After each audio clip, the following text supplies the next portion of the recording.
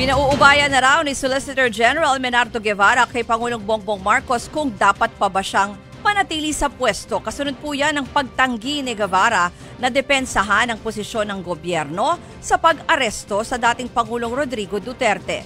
Narito ang report ni Maricel Halili. Si Solicitor General Menardo Guevara raw mismo ang dapat tumimbang kung nararapat pa ba siyang manatili sa Office of the Solicitor General. Ito ang sinabi ni Palace Press Officer Undersecretary Claire Castro nang tanungin kung papalitan ba sa pwesto si Guevara. Matapos magpadala ng manifestation ng OSG sa Korte Suprema kung saan tumanggi si Guevara na maging abogado o bahagi ng pagdinig tungkol sa consolidated petition na habeas corpus na inihain ni Mayor Baste, Congressman Pulong at Kitty Duterte.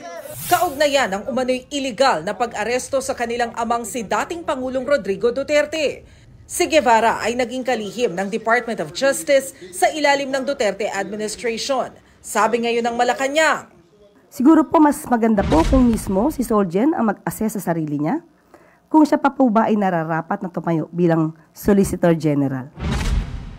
Sa manifestation, nakasaad na baka hindi maging epektibo ang OSG na maging kinatawan ng gobyerno sa kaso, lalo't naniniwala raw ang tanggapan na walang jurisdiksyon ng ICC sa Pilipinas at gumagana ang judicial system sa bansa.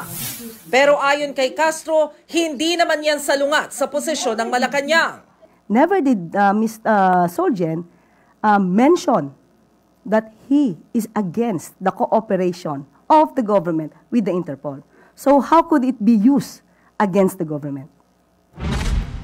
Sa isang pahayag, iginiit ni Guevara na wala siyang anumang conflict of interest sa kaso. Hindi raw personal kundi institutional ang pagtanggi ng OSG na maging bahagi ng kaso.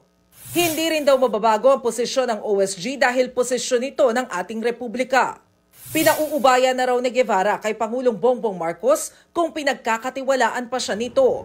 Pero ayon sa Malacanang, may jurisdiksyon ng ICC sa Pilipinas bago mag-withdraw ang bansa noong 2019. Lumalabas na pasok dito ang mga pagpatay sa drug war. Nauna nang iginiit ni Attorney Salvador Panelo na walang bisa ang pag-anib ng Pilipinas sa ICC dahil hindi ito nailathala sa official gazette. Kung naniniwala kayo walang effect or hindi effective or hindi nag-take effect ang Rome Statute sa atin dahil walang publication, ba't kaya nga kayo nag-withdraw? Di ba dapat hindi na kayo nag-withdraw? Sa ngayon, wala pang utos para i-freeze ang assets ni dating Pangulong Rodrigo Duterte. Pero sakaling mangyari ito, ipagpapaubaya na raw ito ng Malacanang sa Anti-Money Laundering Council. Nagbabalita mula sa Frontline, Maricel Halili, News 5.